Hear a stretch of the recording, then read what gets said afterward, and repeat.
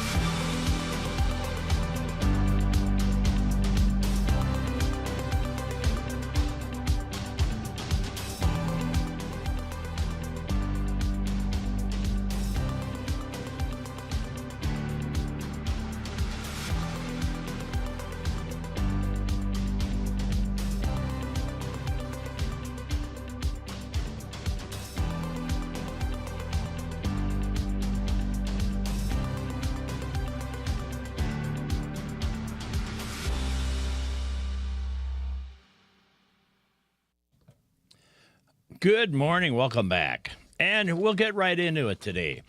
Down in Florida, city of Ocala, a judge ruled, this was just the other day, I believe, yeah.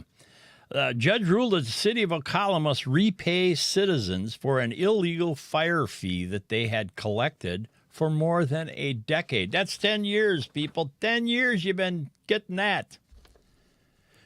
Court documents show that between 2006 and 2010, the Ocala City Council went back and forth on whether or not to establish a fire fee to offset a portion of the general operating costs of the fire department. Now, I got to throw this in here, a little commentary, that 78%, I believe it's 78% of all fire departments in the United States of America, my America and your America, are volunteers. People who step up to the plate. And when people run out the door, these people run in the door. I'm going to tell you something. I was on a rescue EMT squad for a while. Kind of crazy, but good folks, patriots. So anyway, they ultimately decided to implement that ordinance. In 2013, discount sleep. Yeah, they were asleep at the wheel. Ocala sent a letter to the city asking them to stop the collection of a fire fee. It's been an ongoing battle until yesterday, I think, day before or yesterday. Don't remember. And in October last year, an Ocala judge finally ordered the city to put more than $79 million. We're not talking chicken feed here, folks. $79 million in a common fund to repay fees, costs, and refunds. The court held its final hearing on the matter on May 10th, 2022. That was just the other, why it just seemed like the other day. On Monday, Marion County Circuit Judge Robert Hodges outlined exactly how the money should be divided. Attorneys and legal staff, oh, wait a minute. Attorneys and legal staff will get more than $6 million of the $79 million from the pot. Pot calling the kettle black here. The city now has less than 60 days to start paying back these illegally collected funds. People who lived in Ocala at any time from February 10th until the early part of 2021 will receive settlement money. Each person can expect to see a refund of about 91% of the amount of money they paid. Isn't that typical government? You pay 100% and get 91% back. I'll bet better than zero back. Because you got people prancing around in government offices. Oh, Lordy, and I was just at a local meeting last night, and people dance. They dance really quick once they get elected. 91% of the money. The amount will vary depending upon the length of time the person resided in the city limits. If you paid $1,000, you may get $915.97 back. Checks will be valid for 180 days from the date it's issued. Oh, and if they don't have your address, they're going to write the check to your last known address. And guess what? If you don't get notified you have it, you'll have, hang up, I got a thing here. Hang on. You'll end up on a list of unclaimed dollars. And if you don't go back and find that, you won't get any of your money back at all. So you get zero, zap, zada, nada. And checks being valid for 180 days. I guess, as far as I'm concerned, if you paid it, you should get it back. I don't care if it's 10 years from now. The problem I know the cities see is that they'd have to pay interest on that because they don't know where the hell you are. There's a little one. Again, I got to tell you, folks, this is not a kid-friendly show because sometimes I'm an excitable guy.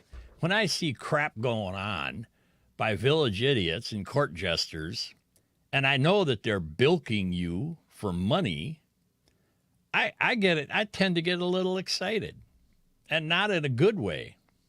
But my anger and my excitement is only directed at those who are giving you that. You know, and call a spade, and that's not a racist commentary either. Those of you who might be listening that would think that. Yeah, and on to the next little ditty. I feel sorry for the people in Buffalo. And I'm going to talk about this from what I consider to be a pretty level-headed perspective.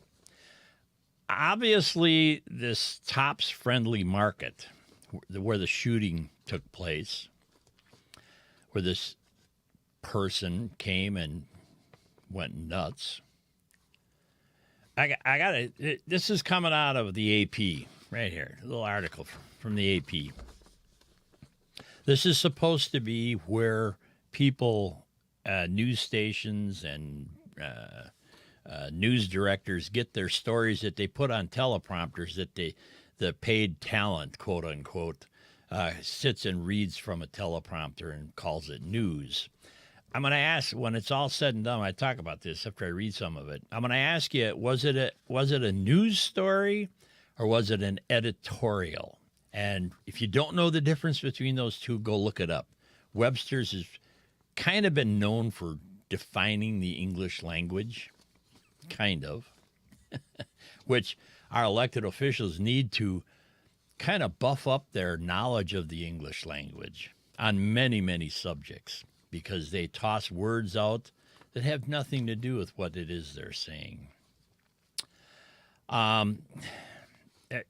The friendly market, Tops Friendly Market, was more than a place to buy groceries, as it was the only supermarket for miles. It became sort of a community hub on Buffalo's east side, where you chatted with neighbors and caught up on people's lives. So in rural America, we call them local watering holes. That's right, watering. You can get water. You can get whiskey and water. You can get Bloody Marys. These are social networking places. But here in Buffalo, it was Tops Friendly Market, according to the story that was written. It's where you go to buy bread and stay for 15, 20 minutes because you're going to find 4 or 5 people you know and have a couple of conversations before you leave, and your milk sours.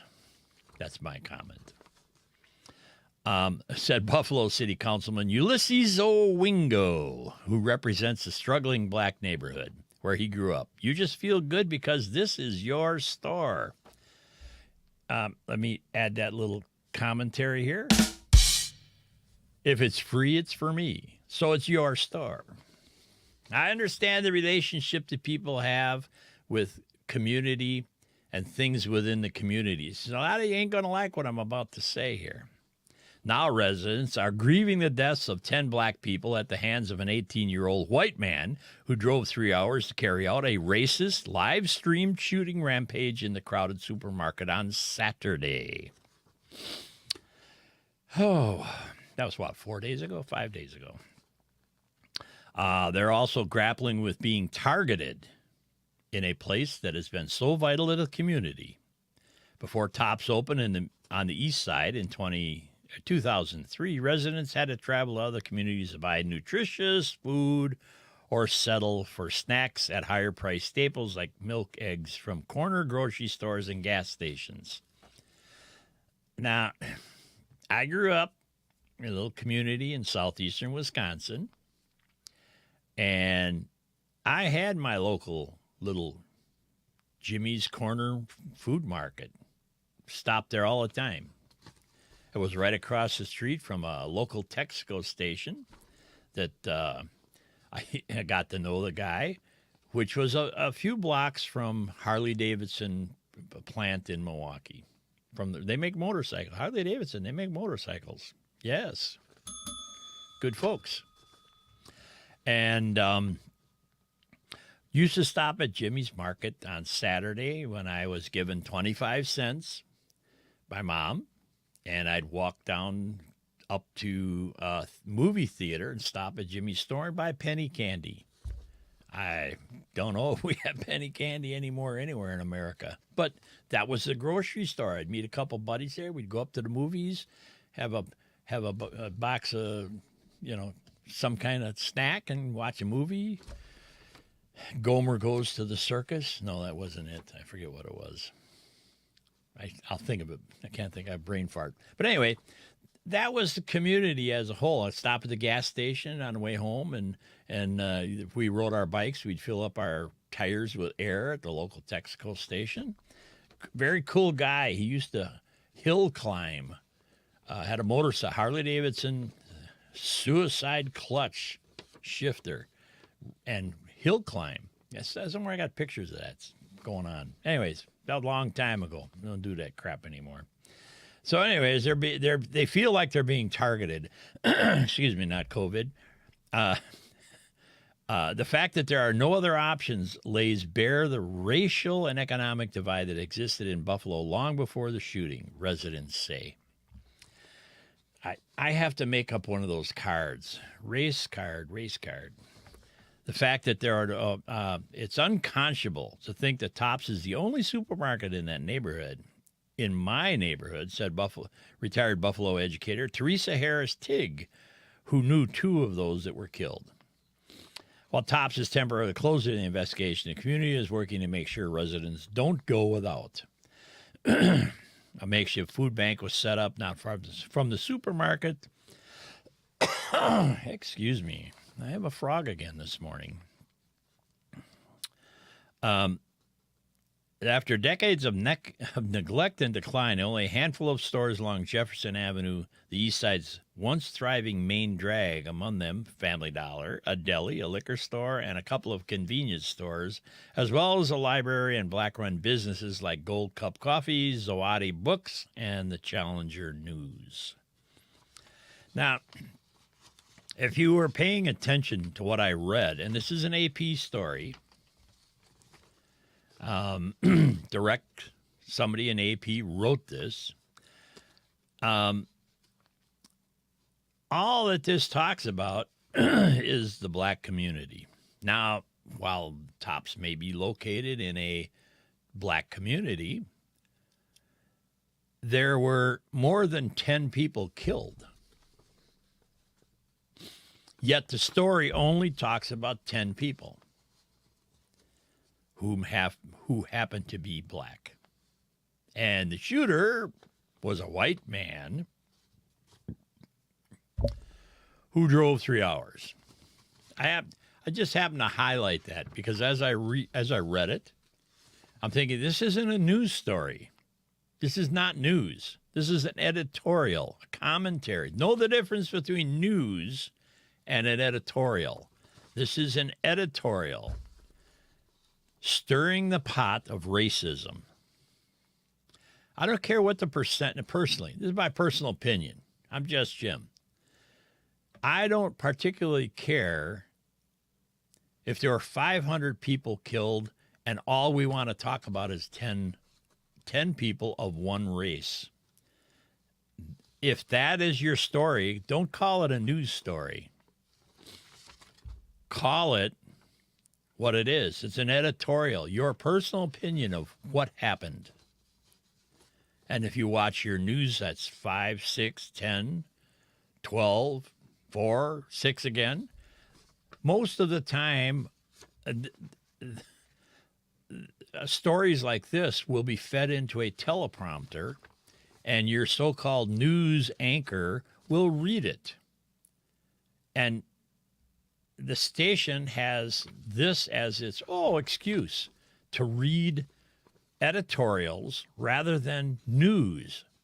Factual, non-biased presentation of news. Yes, it happened, and from there you do need to report what happened if you so choose, but an editorial is a personal commentary or position taken by a company, a corporation, which is going to lead me to one of my next stories that I don't even have in front of me, but I'm just going to babble on it.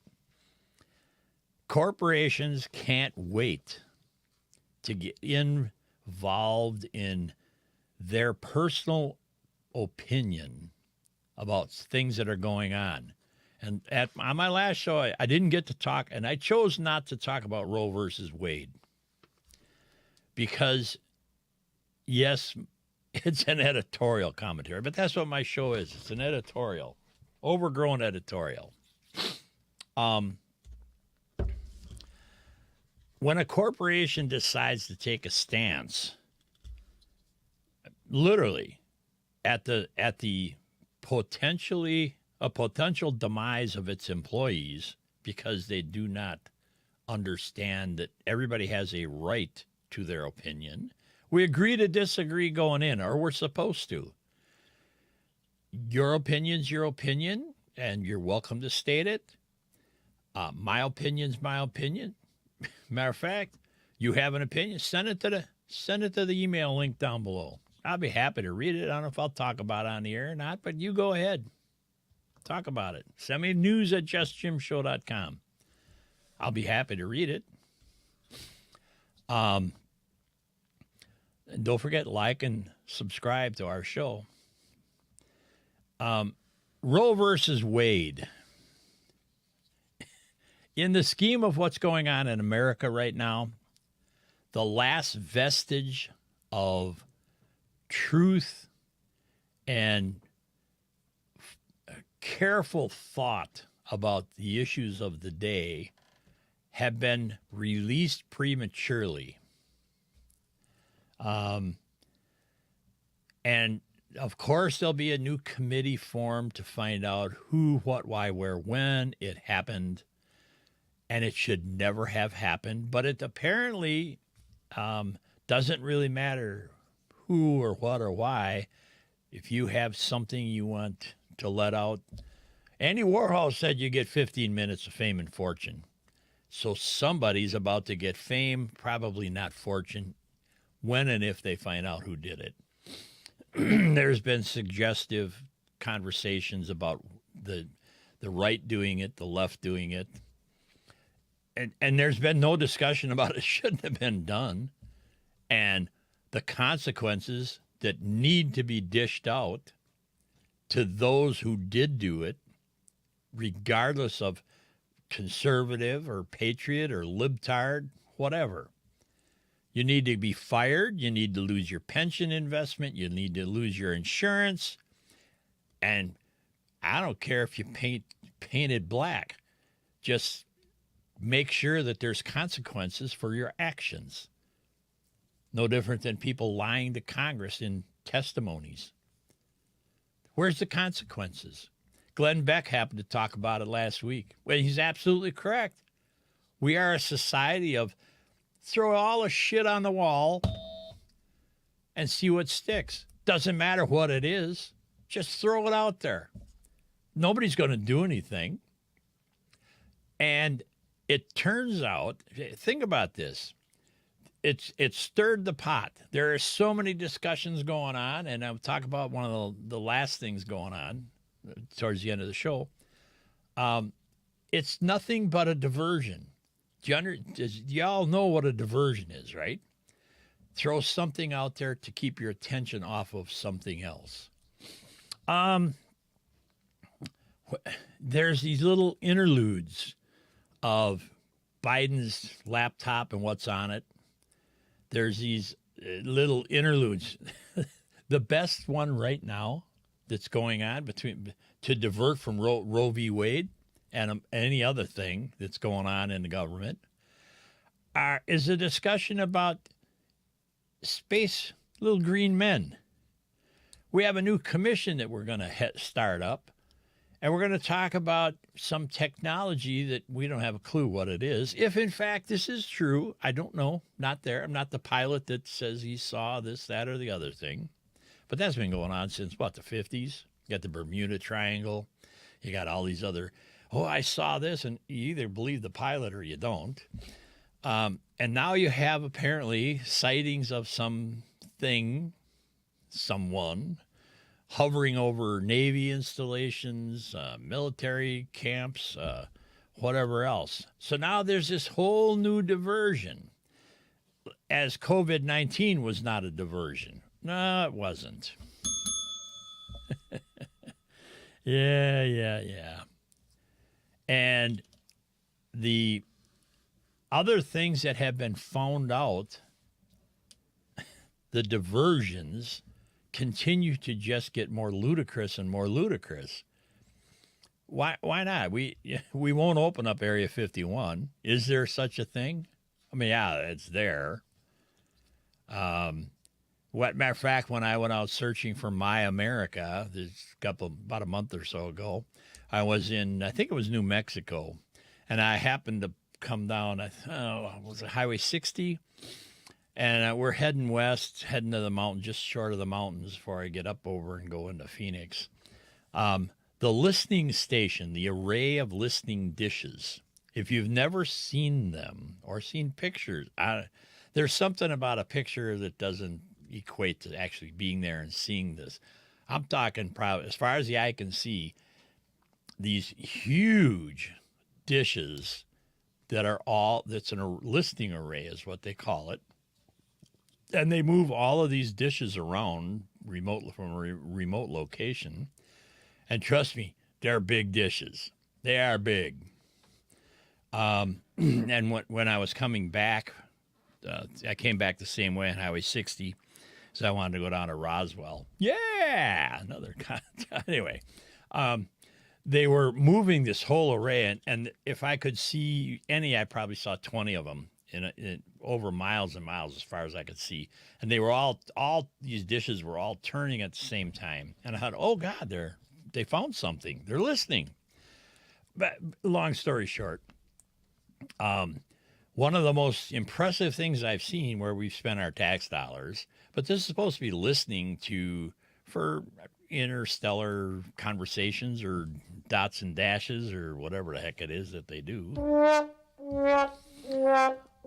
And I thought, well, that's probably a good thing because, you got to figure there's life out there somewhere. Excuse me. And that's interesting noise. Who's making a noise? I have to find that. Anyway, to now, less than a month later after seeing this stuff, that we have this little green men commission that's going to be, and guess who's heading it up? Is it Schumer? I forget who it is. They're going to be investigating whether there are actually this new technology thing that they've seen or sensed or picked up on radar or something like that. They don't know if it's someone on Earth that has super developed this technology, or if it's something or someone from outer space that is now hovering over America. And I mean, it's all over the world.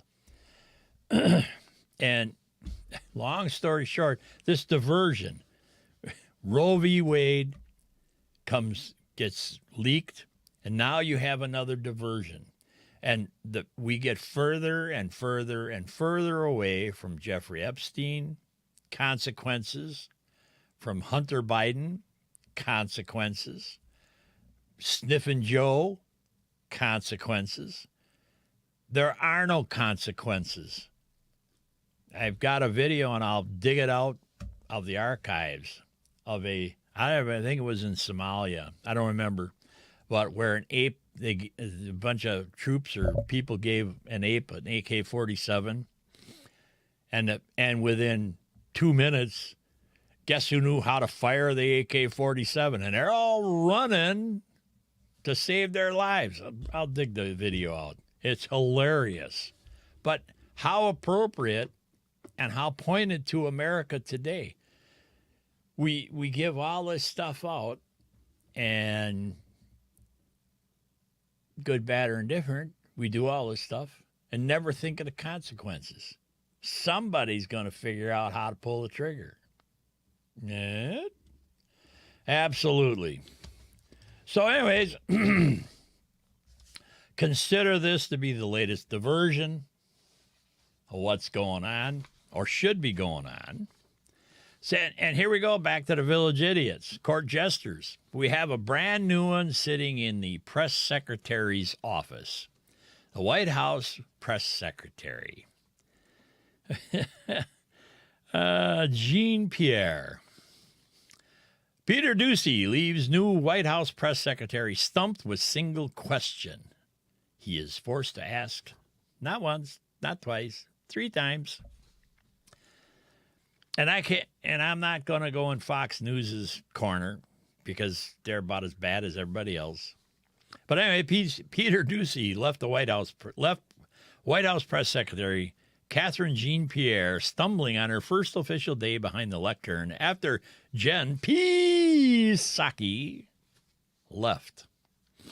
The topic? Inflation. Joe Biden's claim that raising corporate taxes will help the ongoing economic crisis. Isn't that their answer for the whole freaking mess? Just raise the taxes, we'll print more money. What happened? Referring to a tweet that Biden published last week, Doocy lobbed a softball question at Jean-Pierre. Quote, how does raising taxes on corporations reduce inflation? And the left said,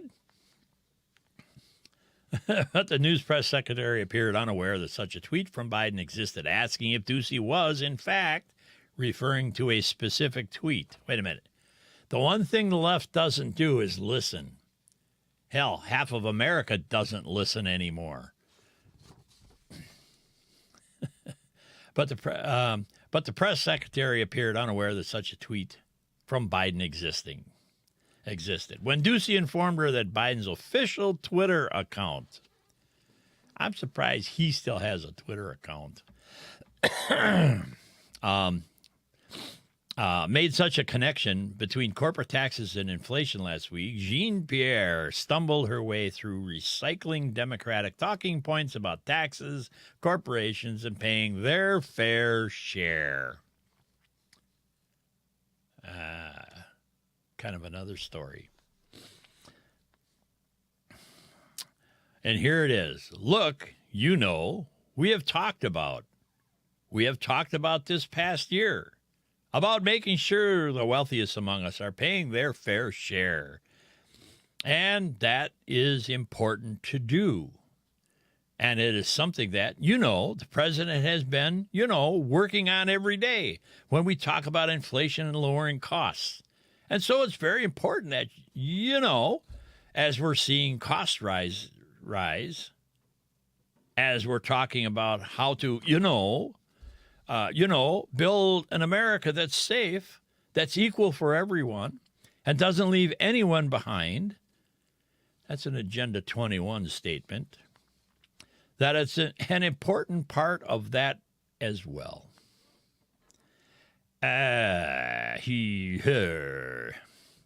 Doocy then asks again, but how does raising taxes on corporations lower the cost of gas, the cost of a used car? Used car story, not far behind.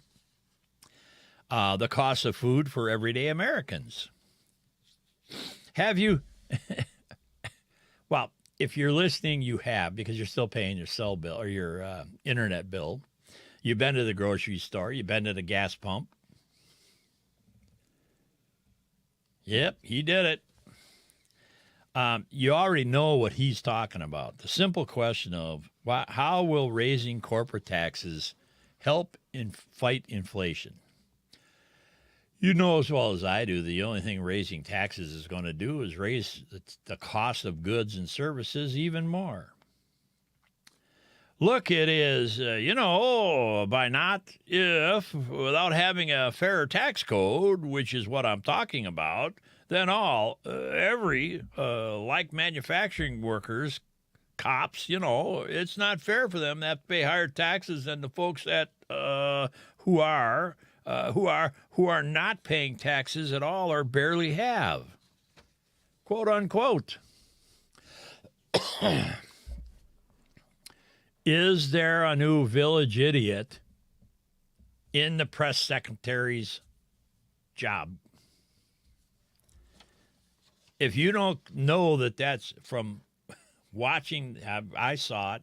If you saw it, maybe if you watch any news, you probably saw it.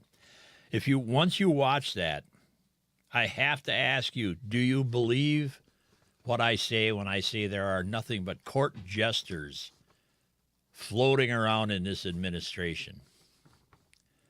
village idiots that get paid a lot of money that don't have a clue about what they're talking about. And on it went.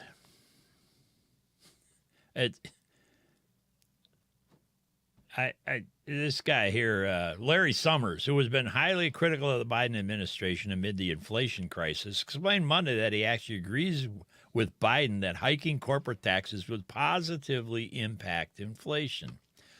Yes, it would. It would make it go up.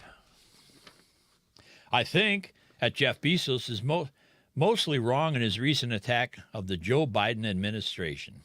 Summers declared it's perfectly reasonable to believe, as I do, and POTUS asserts, that we should raise taxes to reduce the demand to contain inflation, and that the increases should be as progressive as possible.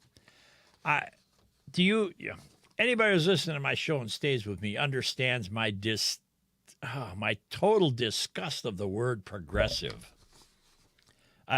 It's progressive my ass. I'll even give 50 cents on that one.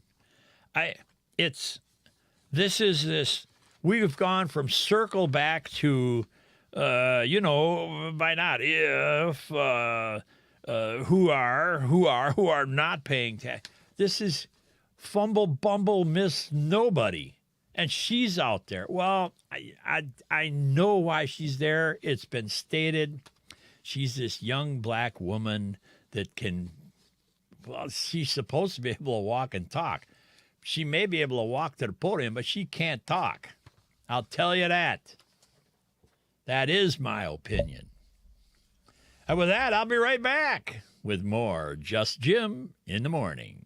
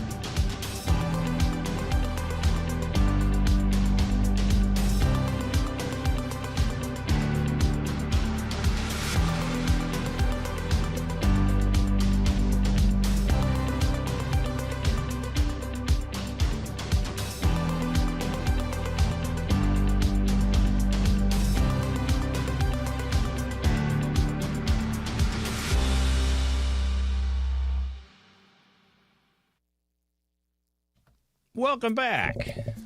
Just Jim here from the bunker at Lake Wish I Be Gone.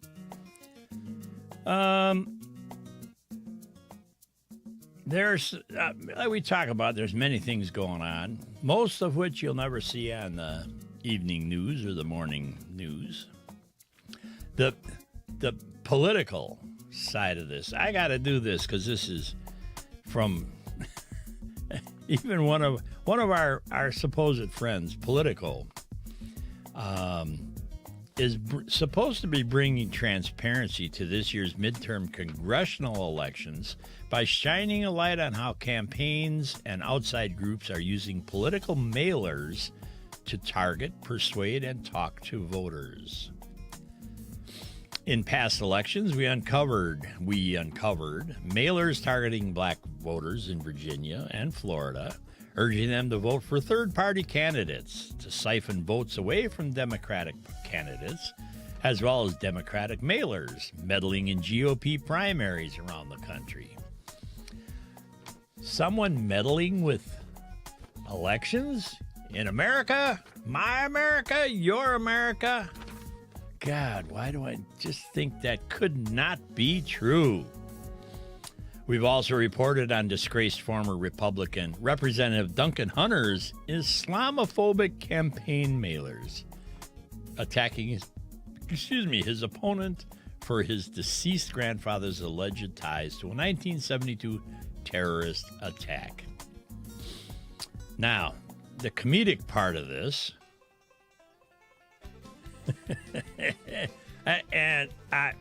this is so tongue-in-cheek. Related video, election admin expert. The expert.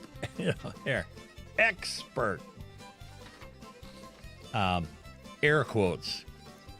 Quote unquote, election officials are the guardians of our democracy.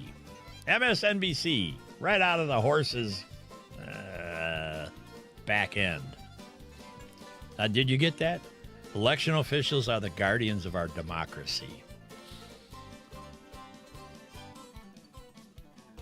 There, let me just go back here now.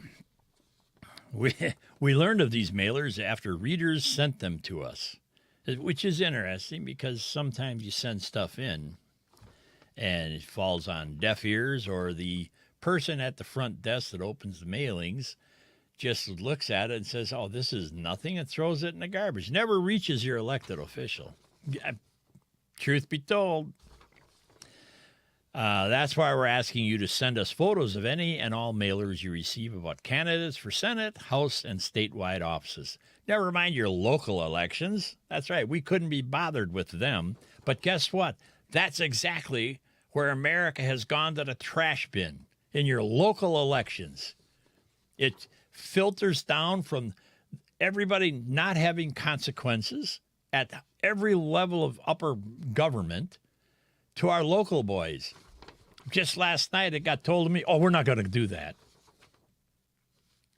Unequivocally, across the board, we're not going to do that.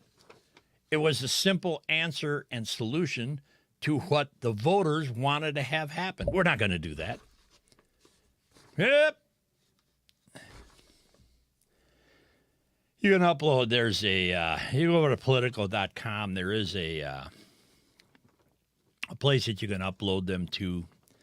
And I'd send them all. Local election, hell with just state and regional and national elections.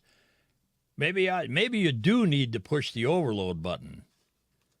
Send them all. We appreciate you sharing photos of your political mailers. Your privacy is important to us. Yeah, it could be important, but I'll guarantee you that they do not practice the most up-to-date security software or IT personnel.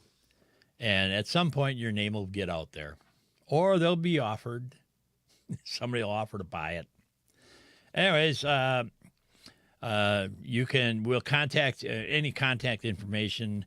You need to tell us first whether you're reaching out or you're allowing your information to be released. We may publish the photos of campaign mailers you share, but first make sure to remove identifying information, such as your name and address, and your social security number, and your firstborn.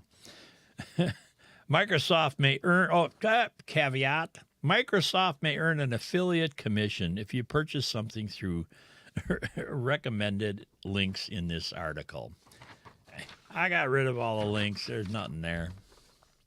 But that right there, that last paragraph I just mentioned, leads us to talk about the hottest thing that's going around in pretty much every circle that I'm aware of, both pro and con. Everything that guy just said is bullshit. Thank you. And that would be the new video that is circulating, and some of you already know where I'm going. It's called 2,000 Mules. And if you have not seen it, it's what, hour and a half, 2 hours long. But it very carefully and precisely shows exactly what happened in the last presidential election. Now, you're going to, oh, Jim, he's a conspiracy theorist. Not. Truth be told, and this is the deciding factor, what I think, after you watch it, not before, and watch the whole damn thing. The very beginning, it's a little bit dry because it uses news clips that were out. You know, you could, in our edit bays, we can edit anything to look like anything. And we do sometimes, depending upon the client. It tells you about exactly how, sorry, I'm doing a techie thing here, how they acquired their information, what the information was that they acquired, and they purchased it. This wasn't free stuff. America ain't free. It's the way it is. You buy what you want, and they sell you what you want. May not sell you what you need, but they'll sell you what you ask for. Unequivocally, including FOIAs, if you know what those are, Freedom of Information Act requests.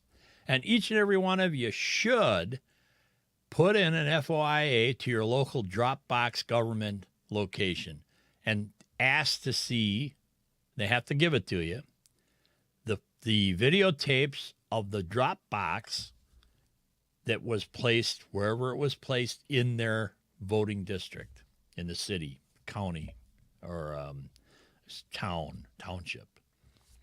That was part of the federal law with the drop boxes. Well, video surveillance, put a camera up, blah, blah. And I'll guarantee you that probably 50% of you, if you do ever send in a request, you're going to get an answer back that says, oh, well, it'll be just like security cameras in gas stations. Well, it was written over, or we didn't save it. The archival properties of footage like that was never specified as far as the language I've ever read. It wasn't never specified that you had to do XYZ with it in XYZ accordance of standard practices and archive it. It was just said you had to videotape it. And it'd be like gas stations. So we recorded over it. Or, well, in the old days, it was recording general, like cash register tapes for security purposes. And they recorded that because you had a 2-hour videotape. But if you put it on the super duper slow play, it would record for 24 hours. And then you tried to play it back and watch it. You couldn't see Jack Doodley. From days gone by, we had a production office down in Milwaukee, and we had some court cases. They wanted us to decipher and enhance the VHS tapes because they were trying to prosecute somebody for something, and we looked at it and told them to go find somebody else to play with it because it was non-decipherable. Couldn't see it.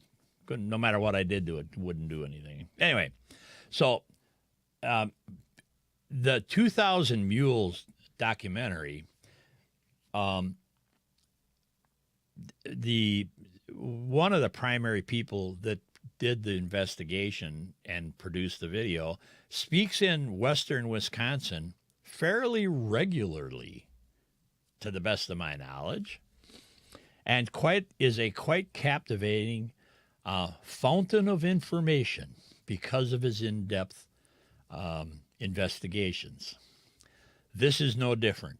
Stay with the video through the first number of scenes that are political blah blah and point about the bullshit that people say on camera, and get to the meat of the operations. Do you know that geo-tracking was on your cell phone right there, knows exactly? Have you ever had, if you don't agree with me, you're full of crap. But if you have your tracking on, you want to use maps, you want to do here, this, that, or the other thing, you eventually get a little thing on your phone. Oh, well, how did you like your visit to XYZ? Google knows where the hell you've been. They know, other than they don't know what you do. They just ask the questions. You go to the local bar. Did you eat? Did you drink? Did you like the place? Did you hate the place? You're supposed to get a review. And sometimes corporations have enough feedback from those interludes that they'll now send you. I just got one today. Got it, which means they got my email address because they sent it to my email. You rated us so-so. What was wrong? It's you apparently rated us below our what we consider to be our standard practices. They want to know what it was that happened that I didn't care for them. Well, you can suck potatoes on that one. I ain't gonna tell you. If you don't know and it's your business, that's way over my pay grade. Anyway, I'm going to tell you that the geo-tracking information that these people purchased is absolutely correct. Some will say geo-tracking is only good within 2 yards. Oh, 2 yards. That's 6 feet. And if I'm from here to the door or the next room, 6 feet away, that's more than that, but 6 feet, and my drop box is right over there, you will be astounded by the practices. And again, stay with the video through a number of documented happenings, including congressional members watching the footage with conversations pursuant to what they just saw.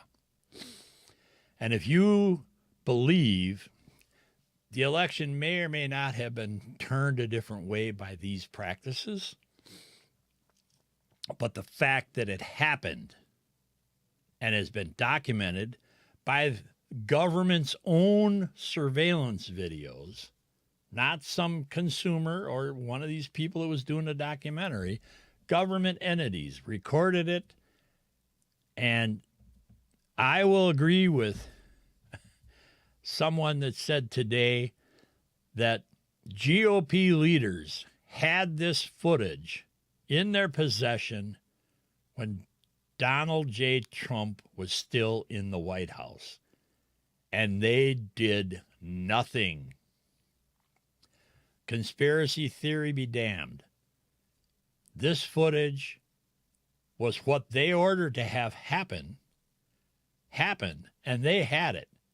And some of these village idiots called, I call them rhinos. I used to have a sign up there 10 years ago when I was broadcasting. Rhino season is open. Damn your party. If you do something, you're accountable for it. You need to understand that. And we, the people, need to start holding our representatives to the fire on their actions. That's a proverbial generality. Hold them to the fire. That we're not going back to witch burning. Though sometimes you wonder. I'm going to tell you, you dig up 2,000 mules, and then every time somebody opens their blah, blah, oh, you're a conspiracy theorist. Remind them that this was not some conspiracy theorist videotape. This was the government's videotape and or Google's geo-tracking information. And if they say, well, that's subject to falsehoods, ask them why the government used geo-tracking information on the January 6th incident. That's how they got people's XYZ information. The government validated by their purchase and use of geo-tracking for January 6th incidents. And I'm not going to call it an insurrection or a riot. Don't know what it was. Don't know what it's called. But in order for somebody to get picked up, they had to know, and the reason that they knew was from geo-tracking information on your cell phone. And let your blah, blah person explain that perspective. And they'll say, oh, that's not true. They'll just blow it off because they don't have the guts to watch it and say, oh, Lord, I guess maybe it did happen.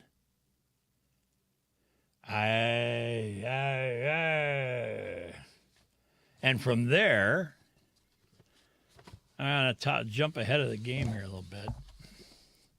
And I'm going to talk about a senator who was, this is so crazy. We're talking about upside down, convoluted. This kind of eats the cake for the day. Senator Cynthia Loomis booed and heckled at the University of Wyoming graduation for stating that there are two sexes. Didn't say she had sex 2 times. She said there are 2 sexes. And the oxymoron of it all is that the University of Wyoming asked that person to come and talk and give a commencement speech. Many of you have been there at those things, not that particular one, but you've been at commencement ceremonies. And then they apparently didn't know what and how these graduating students thought about America and their sexuality.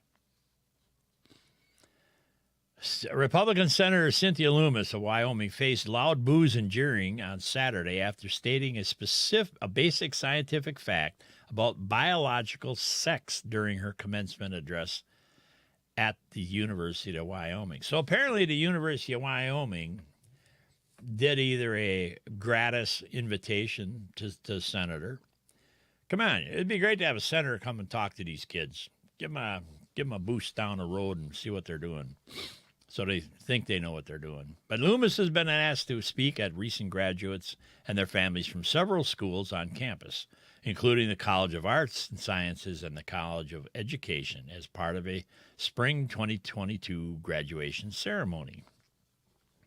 According to KTWO, the first several minutes of the speech were well received, as the senator remarked on the importance of humility and hard work in the labor market and pressed the graduates to safeguard fundamental truths and constitutional rights against those who seek to alter or redefine them.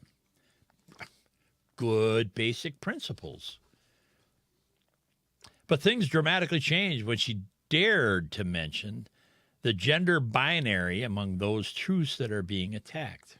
Whoa. This, our rights to freedom of speech, religion, property, assembly, and to keep and bear arms, Loomis said, adding even fundamental scientific truths, such as the existence of 2 sexes, male and female, are subject to challenge these days. And I can hear the crowd roaring in the background. The later statement immediately evoked scattered boos from those in attendance, and those boos eventually formed into a lengthy and deafening chorus of disapproval. God, somewhere in the outhouse in Deer Camp, I got a picture of some of you will remember that, where they got a boy and a girl. Yeah, I'm sorry, it's a boy and a girl, and they're looking down their pants and talking about what they do or don't have. Those were fun days. And I relive them every year at Deer Camp.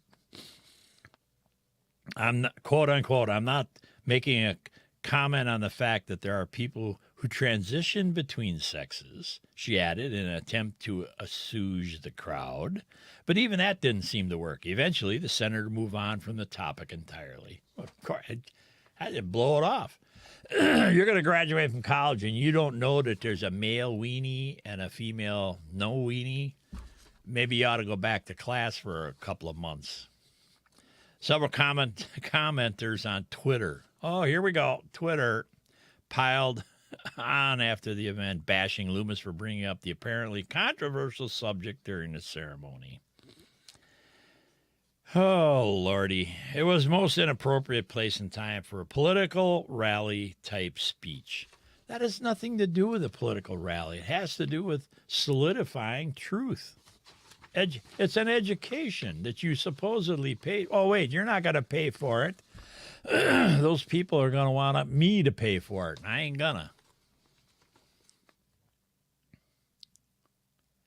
My niece, there's a commenter added suggesting, my niece said, I just wanted to be told I'm smart and good luck. That's like sitting at a typewriter, tweeting all this stuff and just hitting the enter button. Enter, enter, enter. It's real quick. Hey, you're good. You're smart. Good luck. And at some point, maybe there's a little truth to that. You want to graduate, even with a piece of paper in your hand that says you did something, good luck. It ain't going to matter. Following the backlash, Loomis issued a statement. Why in God's green earth would a conservative republic ever issue a statement after it's said and done? You're done. The horses are long gone out of the barn. She apologized for her remarks to anyone that felt unwelcomed or disrespected. Jesus Louises. Come on. Where reference to the existence of two sexes was intended to highlight the times in which we find ourselves, times in which the metric of biological sex is under debate with potential implications for the shared Wyoming value of equality. Really? I'm almost speechless. This is the reason we call them rhinos. Stand up for what you believe in, or you'll fall for anything. God, there's a country song in there somewhere. And that little ditty right there,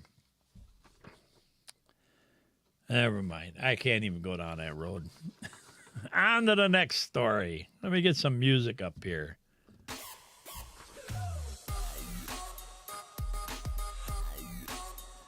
This is not appropriate music, but I really don't care. Family sues TikTok. Did you know about that? Did you all know about that? TikTok, after a 10-year-old dies from TikTok's recent challenge. It's called the Blackout Challenge. A heartbroken Pennsylvania mother is suing TikTok after her 10-year-old daughter died from doing what's referred to on the video network as the Blackout Challenge, quote unquote. In her suit, Tawani Anderson said that her daughter, Nyla, attempted the dangerous challenge, which encourages participants to restrict their airways until they lose consciousness in December. That was last December. Nyla was rushed to the hospital and admitted to the intensive care unit, where she remained for several days before her death.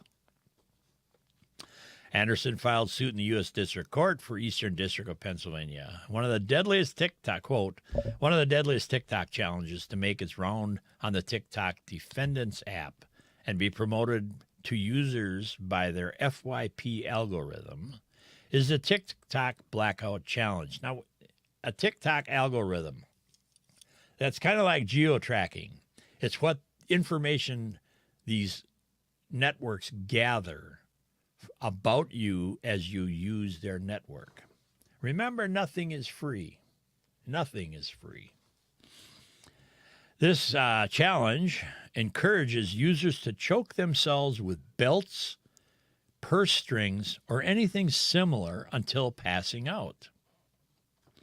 The suit also states the company's algorithm determined that the deadly blackout challenge was well-tailored and likely to be of interest to 10-year-old Nyla Anderson, and she died as a result. Now, that is targeted marketing information. They said because she was a TikTok user that this challenge would be appropriate for this 10-year-old to do. And this all started, remember, what was it, the first one?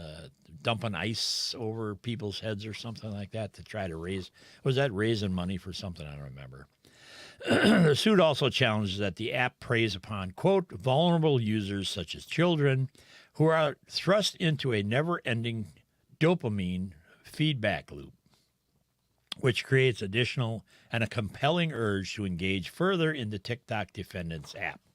Now, I'll remind you gently, or not so gently, of an incident in southern Wisconsin years ago. It was called Slender Man. You remember that? This was a brutal stabbing of a classmate because Slender Man, a fictitious. If you don't know about Slender Man, go look it up. That one of the two gals who was convicted of it as a minor, was, I believe, she was just released from the nut house. Probably ordered to not have contact with cell phones, blah blah, or apps, blah blah. And this right here falls right in line with that, where developing minds in schools, junior high schools, where they get these apps that they think are cool and then either bully someone into attempting to do one of these challenges. Not a challenge. This is how smart thou art are not. And we as parents and grandparents, great-grandparents, continue to fund school referendums which put internet access in front of students like this while they're in class. And if you don't think it's true, I got a pile of FOIAs from school districts all around the state where we challenged the networking and the intelligent quotient of IT departments and teachers because of what it was that they were allowing our children, your children, to do while they were in their care. And it isn't just being in school, it's their care. You drop a child off at school, you expect them to be well cared for, not flung into the Great Divide. Anderson is suing for an undisclosed amount of damages and states that the company is guilty of wrongful death, strict product liability, and negligence. About fricking time. I want to hold this company accountable. You need to sue the school district, too. Anders said in a statement on the suit, it is time that these dangerous challenges come to an end, among other things, and that families don't experience the heartbreak we live every day. Attorney Jeffrey Goodman added, our lawsuit is not about simply somebody posting the video. It's about the actions that TikTok took to send the video to Nyla, which is absolutely true. Their algorithms, their usage data, including info from Google, and I might have named Google as part of this too, because TikTok is not necessarily the only corporation that's contributing to the information that sent that message to Nyla. TikTok has yet to issue a public statement on the pending litigation, as per usual, customary. We ain't going to talk about it. We're in litigation. But, you know, it's funny. We're in litigation, but how many hours upon weeks do two movie actresses get to sit in front of the camera and deliver their crap to your living room? Oh, Johnny, I'll tell you. On the funny side, let me see if I can find some more music here. Any good? What do we got here? We'll do the comedic stuff. You know, everybody's talking about going green. Everybody says, oh, we got to do that. And this administration is exactly that. Got to go green. We're going to make all of our military equipment anything but gas by the year 2050 or whatever it was he said. I don't know. I can't keep up with it all. Let me drop that down a little bit. Anyway, though they're not a government entity, but they get funding from them. United States Postal Service, quote-unquote gas guzzling, 8.6 miles per gallon trucks spark an investigation. So they get a committee, we'll go look at it. The U.S. Postal Service's plan to add 40,000 gas-powered trucks that only get 8.6 miles per gallon has sparked the congressional inquiry. No shit, Sherlock. The House lawmakers questioning whether the agency, quote, relied on flawed assumptions to justify the purchase of gas-powered trucks. Because the big smiley face trucks are all now going battery-operated. Why can't we? The House Committee on Oversight and Reform said in a May 12th letter that it wants the United States Postal Service to provide more information about the service's next-generation delivery vehicle plan, which initially involves an order for 50,000 vehicles. Of those, 40,000 are gas-fueled trucks that get 8.6 miles a gallon, or only 0.4 miles per gallon more than the U.S. Postal Service's older fleet of trucks. The remaining 10,000 trucks will be electric vehicles. Yeah, I wonder how long the average mail route is. The postal agency's plan to replace its existing fleet with mostly gas-powered trucks has raised concerns among more than a dozen states and environmental groups. Little what's-her-name? She's probably out there plying on this one. With lawsuits filed last month that accuse the USPS of failing to meet environmental review standards. I don't know why we just don't use carrier pigeons. Yeah. Little shock collar. Oh, that's right. The cruelty animals group would argue that. Little shock collars that the pigeons would drop the packages on your right address. Find the humor here, people. A recent report, U.S. government, wait a minute, the postal plan, never mind. A recent report from the U.S. Government Accountability Office flagged several issues with the cost and benefit analysis for the purchase, such as basing its purchase on a gas price of as little as $2.21 a gallon. Oh, Lordy, about $2 less than the current price of gas. Pushback will delay new trucks. And what's the cost of 50,000 new vehicles? Oh, wait, here's another story. Microsoft may earn affiliate commission if you purchase something through recommended links in this article. So don't purchase anything. Do not stimulate the economy based on this crap. Okay? Don't do it.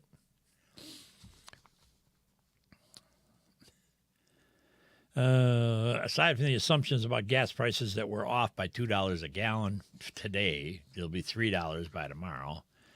Maloney cited the GAO's finding that USPS, quote, miscalculated maintenance costs for electric vehicles. You know that others have said the postal agency also relied on inaccurate information about the cost of EV chargers and the range of EVs.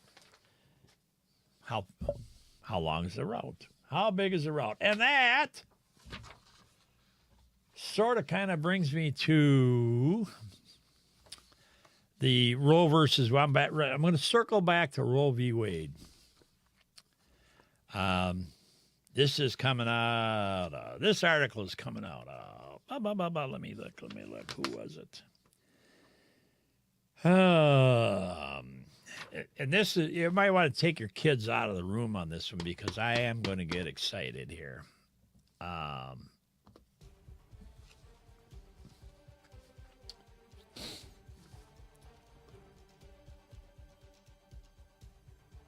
don't have that up, so I can't do that. Hang on. There. Title of this release, and one I got this morning, which is kind of hand in hand. Let's put this up here. You got something to say, send it to me. Pro-abortion protesters pledge, quote, a summer of rage during nationwide protests last Saturday. I'm not sure if this wasn't written by the same person that wrote the Buffalo thing. Thousands of pro-abortion advocates rallied across the country on Saturday to express their anger over U.S. Supreme Court's potential repeal of Roe versus Wade. The diversion. Again, accountability, why it happened, who did it, toss them in jail. Never get a law license. Never practice law. They're all lawyers. The demonstrations came in response to the leak of a draft majority opinion, which since has been authenticated by Chief Justice John Roberts, indicated the Supreme Court is prepared to overturn Roe v. Wade. Reuters reported that the mass demonstration organizers are saying that these gatherings mark the start of a potential summer of rage. Excuse me. Not COVID.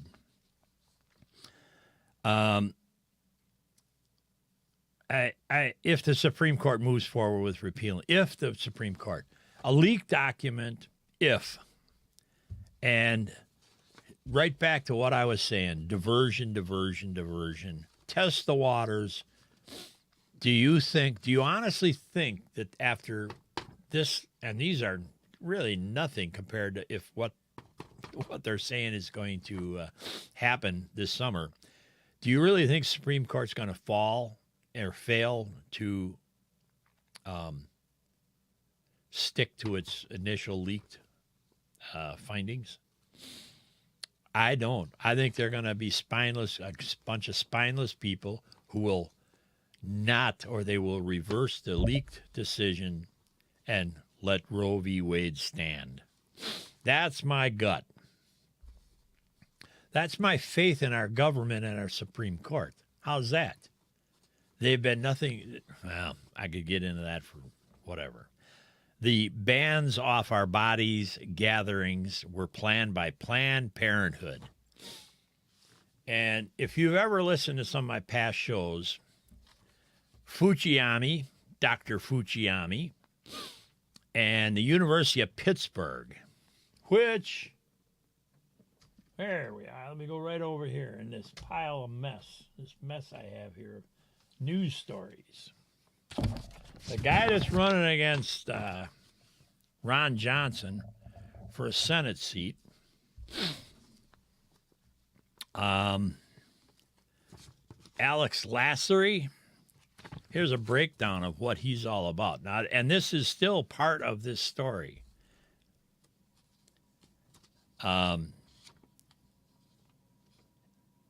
He was born in 1987, and he worked for the Obama White House. He's the son of a billionaire businessman and part owner of the Milwaukee Bucks, Mark Lassery.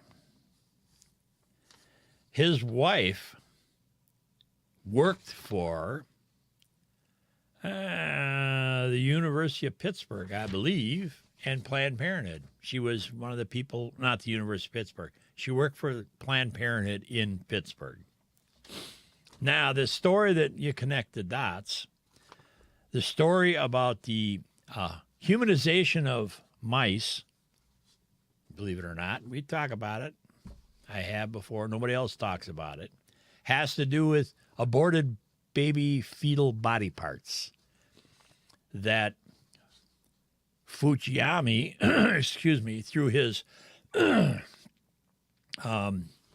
research and development of XYZ, purchased aborted baby body parts in California, transported them to the University of Pittsburgh, right here in America, because this has to do also with biological labs in Ukraine, where we, the United States of America, had funded, and or China in Wuhan. And of course, Planned Parenthood doesn't want to lose their supply of baby parts. I'm talking plain simple here. It's disgusting. but it's what's going on. Bans off our body were planned by Planned Parenthood, Women's March, and other pro-abortion organizations. The group organized more than 400 protests last Saturday. This is a concerted effort. And if you want to talk about conspiracies and domestic terrorism, this is it. I can't say it any plainer than that. January 6th, this stuff, burning of cities, police departments, taking over districts in cities, occupying. This cannot end well. I've said that for about a year and a half, 2 years. Cannot end well.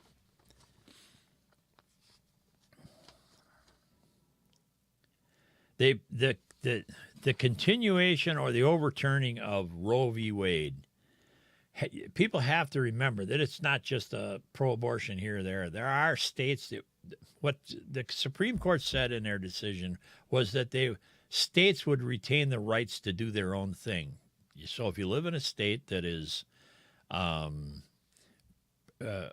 pro-abortion, you can travel to that state. Now, I said at first remembrance of that the next thing that will happen, and you'll start to hear it over the course of the summer, I'm sure, is that, well, while one state may offer abortion, I don't have the money to go there and get it, so I want a federal subsidy. I want a travel voucher. Mark my words. I need accommodations so I can stay somewhere and recover from this horrendous process. That's what they'll claim. And then I got to eat while I'm there. So trust me, there'll be somebody in Congress, Schumer, Pelosi, Feinstein. You haven't heard from Feinstein for a long time. Will come up with this plan to pay people to transport from point A to point B from a non-friendly state to a friendly state. Mark my word. On Saturday, there were large gatherings in New York, Los Angeles, Chicago, Washington, D.C. They were also accompanying counter-protesters led by pro-life groups. I didn't see any of that, but hey, that's not newsworthy. Editorialism. At the protests in D.C., protesters gathered around the Washington Monument at the National Mall. Wait a minute, Washington Monument? It's the biggest phallic symbol we have in America.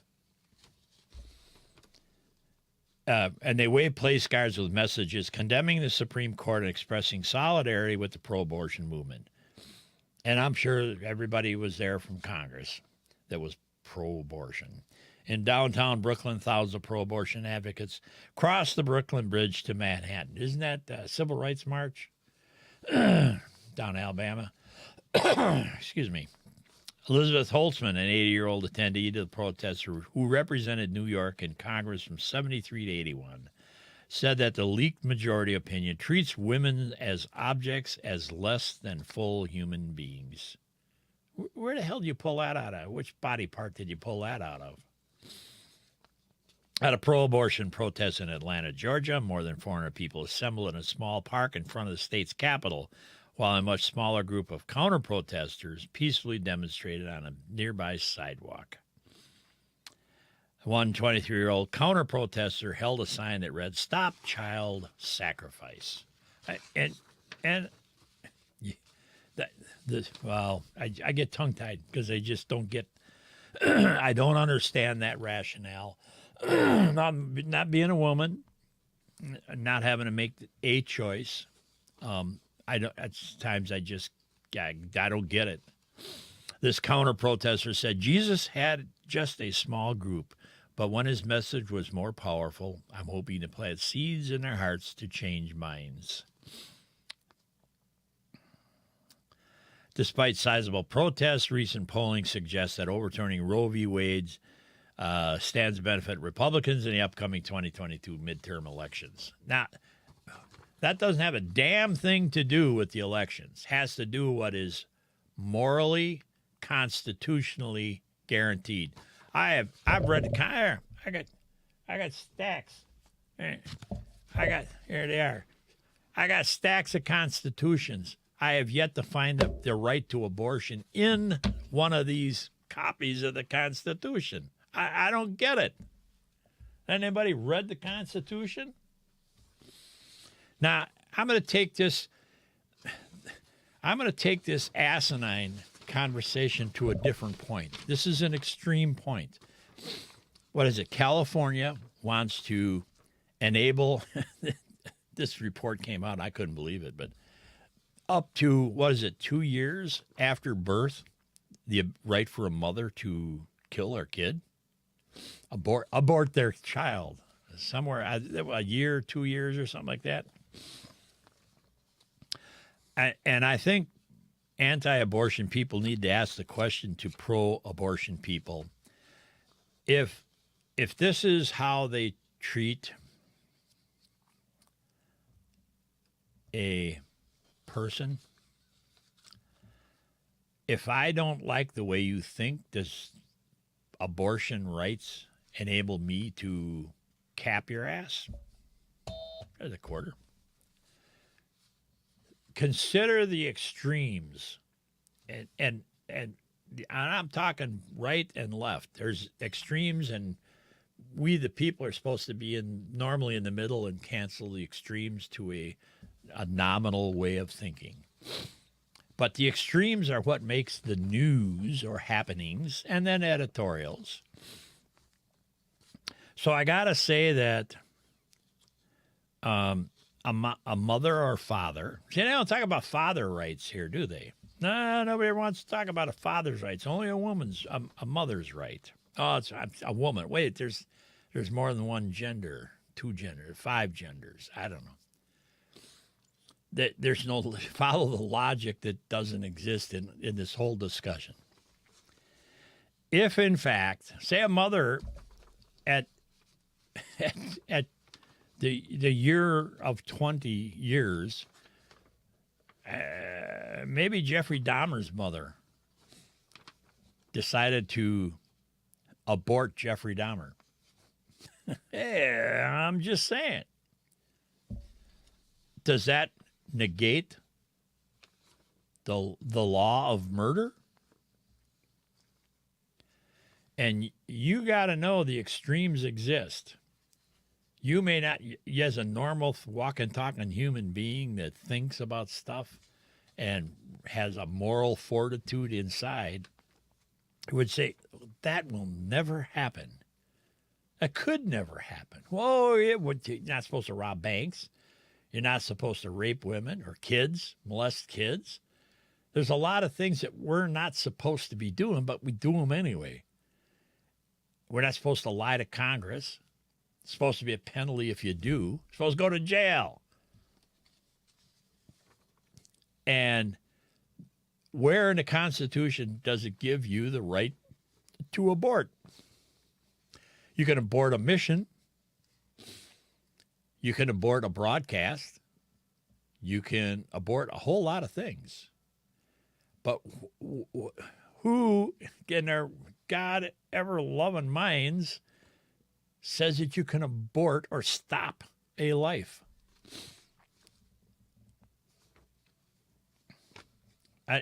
Somebody send me the answer to that question. news@thejustjimshow.com. Where does it say you can abort life? With technology the way it is today and yesterday gone by, preemies, if your argument is that once outside the womb you can't live, so therefore it's okay to stop your attempt to live, I don't get it. It just befuddles me. I have yet to have a conversation with somebody that says, oh, what's my right? That's not your freaking right. I don't get it. Where do you assume that this right showed up? You had the right to not lay with a man. Oh, wait, there's more than one gender. So let's see. And you got pregnant, so it had to be from a he, she, it, or they. You know, you're upside down. My America is upside down, and I have no clue where the normal walking, talking, rational people are. They've disappeared. They don't want confrontation. They don't want to execute ramifications for bad actions. I don't get it. Where the hell? My America doesn't exist anymore. And yeah, the kids are going to say, well, you're an old fuddy-duddy. That changed a long time ago. And I have to admit that I just heard a conversation about an old Ed Sullivan show where Elvis was on. And if any of you are old enough to understand this or remember it, Elvis was not allowed to be shown from the waist down. And on the Ed Sullivan show, they did this newscaster headshot of him performing because he shook his leg too much. And this was, I don't know, 50s, 60s. I don't remember. I do remember it. And at the end of the show, apparently Ed Sullivan said, he was such a gentleman. He came in and this, that, and the other. But they only showed him from the shoulders up as he performed because he wasn't sure that he could not follow their rules and not shake his leg, which was a sexual innuendo of some sort, way, shape, or form. So I remember that. I remember those days. And yes, we've come a long way, baby, but we're still back in the dark ages. And arguments for abortion and against abortion, I don't know where anybody thinks that this is a constitutional right. There's never been an amendment to the Constitution that I'm aware of. It's just this.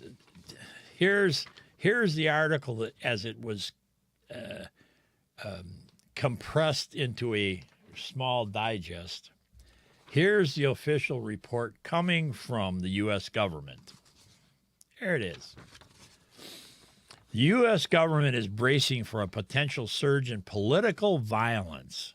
Political violence?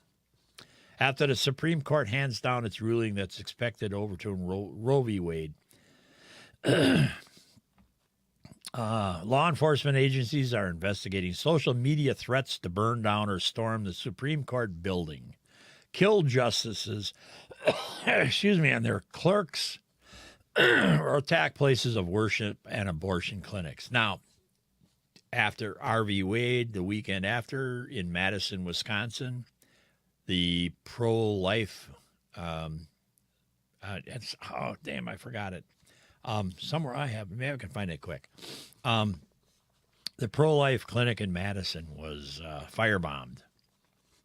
And the only thing that came out was a LEO person saying, we condemn acts of violence. We do this, we do that.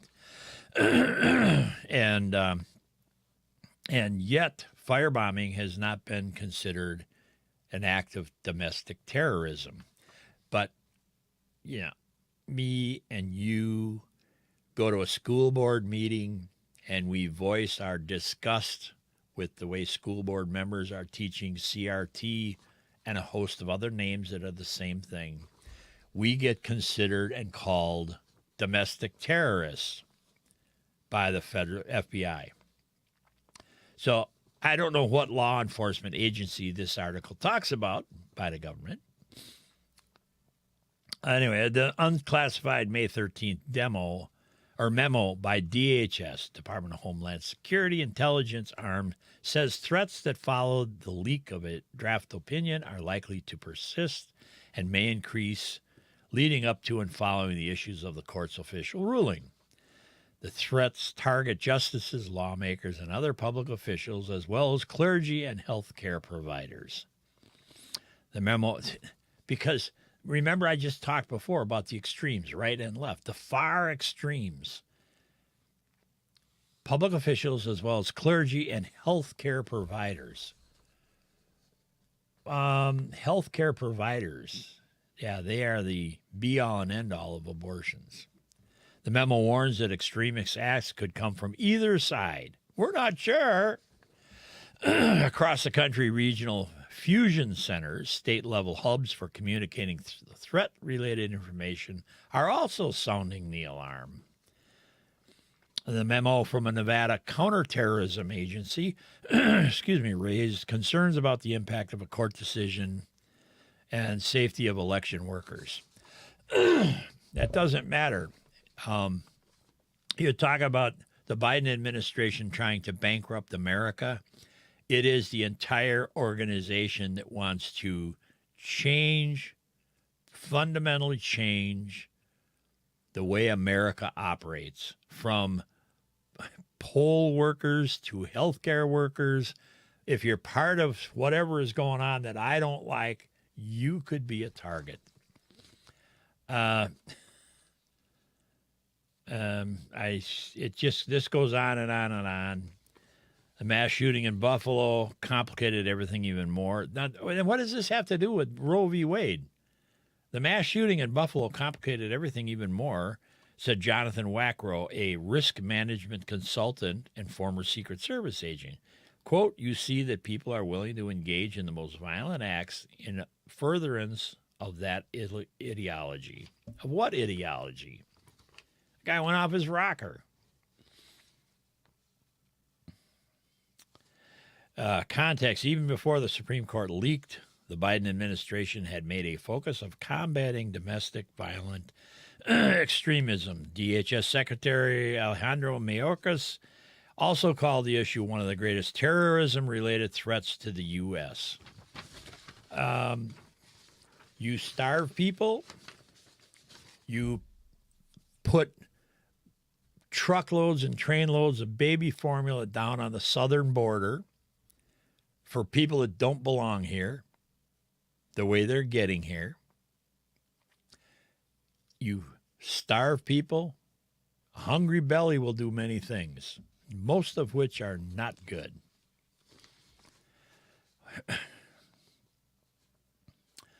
Corporate leaders are being warned about the risk of civil unrest if Supreme Court ultimately overturns Roe v. Wade.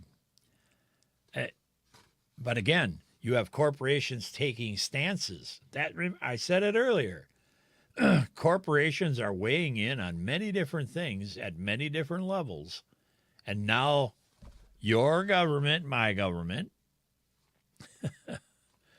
are being warned by the government that there could be ramifications in the private sector.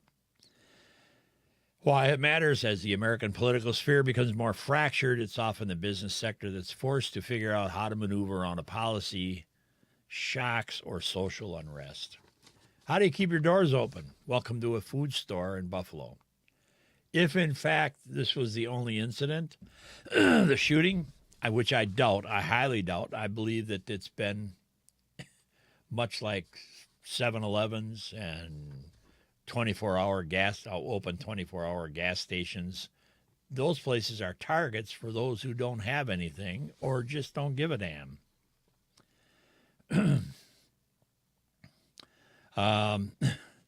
Law enforcement is reaching out to corporate leaders, flagging the potential for civil unrest, said Jonathan Wackrow, former Secret Service agent, who works now with Fortune 100 firms as a risk management consultant at Teneo. It's an unprecedented move to help give corporate security teams time to prepare. You thought mask mandates were the thing? You succumbed to it, didn't you? Put a mask on. Okay, no big deal.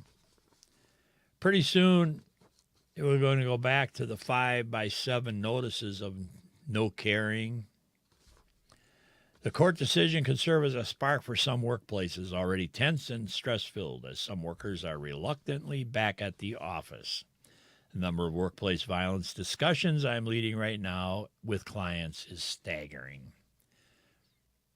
Yeah, I would tend to agree with that. If I were a security consultant, I would have to say that if I'm in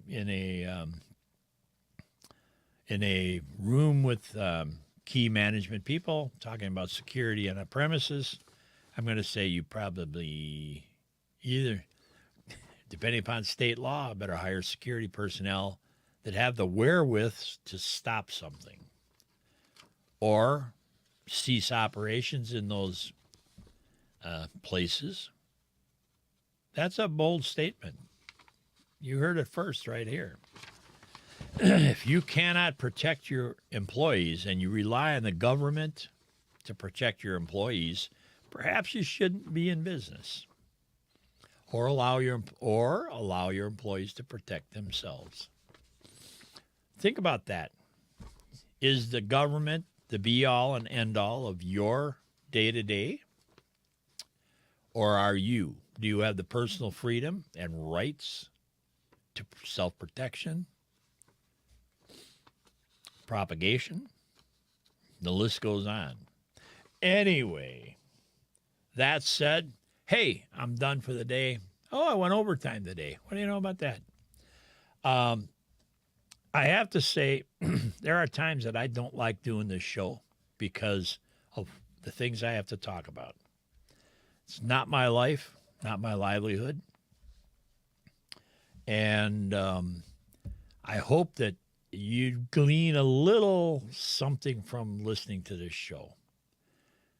Because I will talk about things that are maybe a little uncomfortable, things I don't want to talk about, things the mainstream media won't talk about, but they are out there. And I think it's their obligation to not editorialize everything and just talk about the news. So I'm an editorialist. I'm going to talk about what I want to talk about. And tomorrow's another day. And with that, I close the show with either God Made a Patriot or the Pledge of Allegiance. I will close with the Patriot today again. And you seriously should watch this to the end, though I'm not here anymore to talk. Watch this video to the very end, start to finish, because it is so true. Fred Thompson narrated it, gave me permission to play it whenever I want, and I want. I think you should want too. You need to find the patriots in your local day-to-day, in your local government, your elected officials.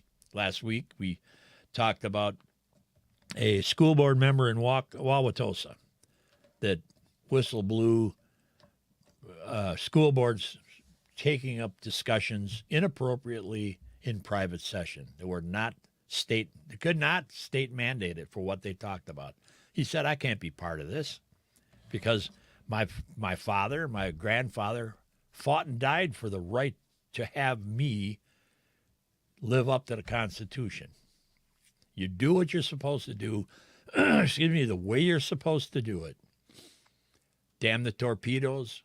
Pull the plug on anybody who doesn't. And don't let them do the blah, blah, blah in your ear. Ramifications, subsequent consequences if they do it wrong. Make them pay. That is exactly why the Constitution and laws are written. Not for matters of convenience. It is a matter of longevity for America, my America, your America. And with that, I bid adieu until the next show. And we may be increasing our show by a couple times. I may go back to a couple times a week. Again, God bless. Be good to each other because after it's all said and done, that's all we got. Talk to you next time.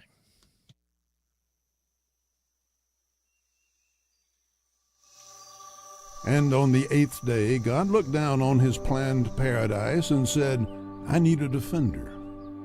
So God made a patriot. God said, I need somebody willing to sacrifice everything, his fortune, his sacred honor, even his life, for liberty and something called inalienable rights that he cannot see but knows he cannot live without. So God made a patriot. God said, I need somebody willing to ride a horse through sleepy towns in the dark of night, sounding the alarm, entreating neighbors to take up arms against an overwhelming force of wicked tyranny. So God made a patriot. God said, I need someone who, even after crushing defeats, rises up and stands tall. Someone who hears the clarion call that these are the times that try men's souls and does not shrink from the trial. someone who will cross a frozen river in the dead of winter, when all logic and reason says turn back, abandon hope. So God made a patriot. Then God said, I need a man who knows of the rise and fall of great nations, who knows of human nature and the corrupting influence of power and the fragility of liberty. I need this man, along with his like-minded brethren, to write an enduring constitution. So God made a patriot. God said, I need a person, one person, who's willing to do whatever it takes, even write a book to confront injustice and spark a movement that would tear apart a people so that chains will rightfully be shattered and a blessed union eventually emerge. So God made a patriot. And God said, I need someone who, with the love of family and for the love of country, will cross a vast ocean and storm a heavily fortified beach. And, if he survives, charge through 200 yards of bullets and blood across that merciless beach. And if he survives, scale the towering cliffs. And if he survives, begin the long march to free a continent. And if he survives, return home and, with the same resolute determination, rebuild a nation, and someday be called the greatest generation. So God made a patriot. And God said, I need someone who will, without thought of self, invest in schools and scouts and church and community, so that the proposition that all men are created equal remains a beacon to enlighten the world, and that such a beacon shall not perish from the earth. So God made a patriot. And God said, I need someone who will have the courage to not give up her seat on a bus and thus force a nation to confront its deepest divisions and heal the wounds and pursue the dream that inspires all hearts. So God made a patriot. And God said, I need someone strong enough to stand against any enemy, foreign or domestic, that would try to steal the freedom so dearly defended, the rights so righteously upheld, yet gentle enough to help a small child carry a star-spangled flag in a hometown parade. So God made a patriot. Then God said, I need a man who will speak the truth to his own leaders, that in order to preserve our great nation, we will not sacrifice the well-being of future generations for the sake of our own. Someone who will tirelessly toil day upon night, no matter the setback, no thought of surrender. Someone who will prayerfully rise every morning to climb the wall as a defender, duly endowed with the honored gift of generations before, while offering a solemn promise to generations ahead. A defender who will ensure that the way of truth and the torch of liberty remain forever lit in this shining city on a hill. So God made a patriot.